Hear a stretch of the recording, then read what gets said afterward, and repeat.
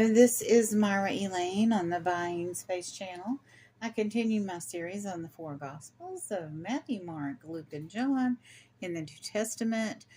This is the life of Jesus. I'm starting in chapter 13, verse 22. Jesus went through the towns and villages, teaching as he went, always pressing on towards Jerusalem. Someone asked him, "Lord, will only a few be saved?" Jesus replied, "Work hard to enter the narrow door to God's kingdom. For many will try to enter, but will fail. When the master of the house has locked the door, it will be too late. You will stand outside knocking and pleading, 'Lord, open the door for us.' He will reply, 'I don't know you or where you come from.' When you will say, 'But we ate and drank with you, and you taught in our streets,' and he will reply, 'I tell you, I don't know you or where you come from. Get away from me, all you who do evil.'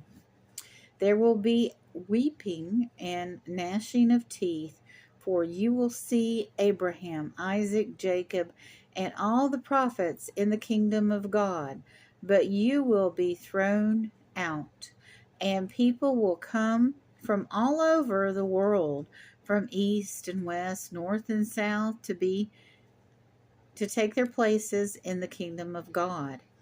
And note this, some who seem least important now will be the greatest then, and some that are the greatest now will be the least important then."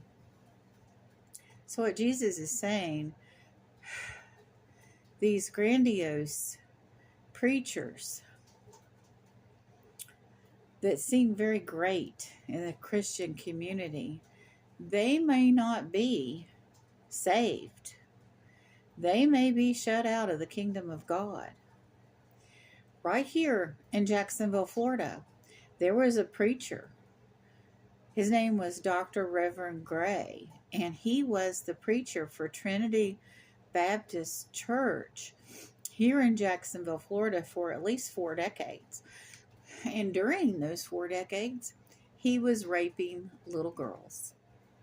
He was fondling and raping little girls. And the church hid it. There is a book by Tim Gilmore called "The Devil in the Baptist Church."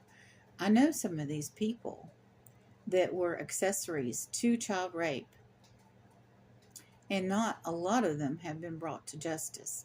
What they did was, when it became so much pressure that so many people knew, they let Dr. Gray retire in luxury with his wife in Germany.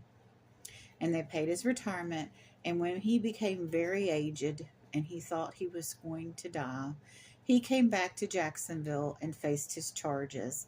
And I don't know how many years he lived after that, but I'm certain. I know God is merciful and graceful. It's hard for me to imagine him being allowed in the kingdom of heaven. And some of those little girls that were taken advantage of, I can envision them being in the kingdom of heaven, because they had to live out an emotionally scarred existence. How does a child recover from that? How do you recover from that as an adult if you experience that as a child? There was no adequate restitution.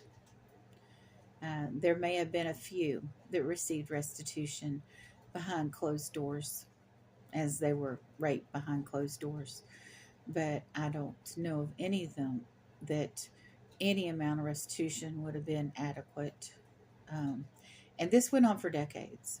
The last count that I saw is 36 women had come forward and said, I was abused by Reverend Dr. Gray.